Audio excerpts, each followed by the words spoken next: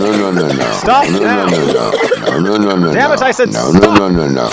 No, no, no, no. No, no, no. নমস্কার বন্ধুরা, Man, এই stop. ঠান্ডার দিনে বা শীতের সময় Stop. যে কোনো সময় যদি মনে হয় যে বুকে কফ জমেছে, কফটা বের করতে পারলে ভালো হয়, বা এমন কোনো ঘরোয়া পদ্ধতি যাতে বুকের কফ খুব সহজে বের করা যায়, সে ব্যাপারে আমি বলবো। একটা খুব সামান্য দুটো উপকরণ দিয়ে আপনি বাড়িতেই কফের সিরাপ বানাতে পারেন এবং সেটা ফ্রিজেও রাখা যায় 4 থেকে 5 দিন পর্যন্ত। তবে সেটা খাওয়ার সময় একটু নর্মাল টেম্পারেচার করে নিতে হবে, আরও পুনরায় গরম করা কিন্তু চলবে না। তবে সবচেয়ে ভালো হয় যদি সঙ্গে সঙ্গে এটা বানিয়ে গরম অবস্থায় খাওয়া যায়, কারণ বানাতে মাত্র 2 থেকে 3 মিনিট লাগে। যাক, কী কী উপকরণ লাগে: দুটো বড় পাতিলেবু, তার রস বের করে চিপে বের করে রাখবেন। মধু, একদম ভালো মধু, যে মধু আপনারা বাড়িতে খান, 2 চামচ, চা চামচের 2 চামচ মধু। জল, জল প্রায় হাফ কাপ জল আপনি একদম ফুটিয়ে নেবেন। তারপর আপনি একটা কাচের গ্লাসে জলটাকে ঢালুন। এখন আর ফুটন্ত নয় কিন্তু। এই অবস্থায় আপনি কী করবেন, লেবুর রসটা ওতে মিশিয়ে একটু নেড়ে নেবেন। এরপর যে মধু, 2 চামচ মধু ওর মধ্যে দিয়ে নাড়তে থাকবেন। এক সময় দেখবেন মধুটা একদম গুলে গিয়েছে, মিলিয়ে গেছে, আর কোনো দানা বা মধুর যে চাকচাক ব্যাপারটা নেই।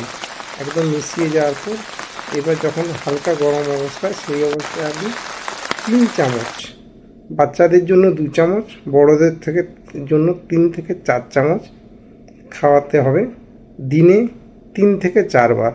কিন্তু সন্ধ্যার পর নয়। সন্ধ্যার পরে আপনি যদি খাওয়ান, তখনও রাত্রিতে কাশি হবে, কফ উঠবে এবং ঘুমোতে পারবে না। আর এটা রাখার নিয়ম হচ্ছে, যদি রাখতে চান অনেক বেশি যদি বানিয়ে ফেলেন, একই অনুপাতে বানাতে পারেন। বেশি জল গরম করলে বেশি লেবু এবং বেশি মধু দিয়ে আপনি বানাতে পারেন।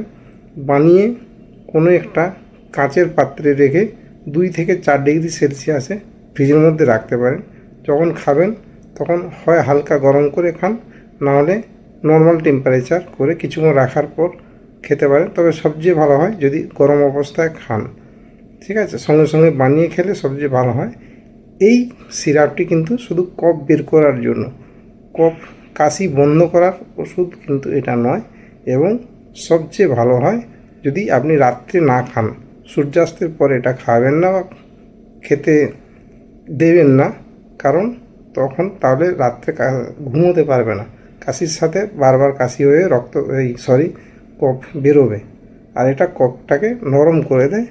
হানি এবং লেবুর রসের মধ্যে যে ভিটামিন সি এবং সিস্টিন জাতীয় যেসব জিনিস আছে, সেগুলো কফটাকে, শ্লেষ্মাটাকে একদম নরম করে দেয়, এর ফলে উঠে আসে।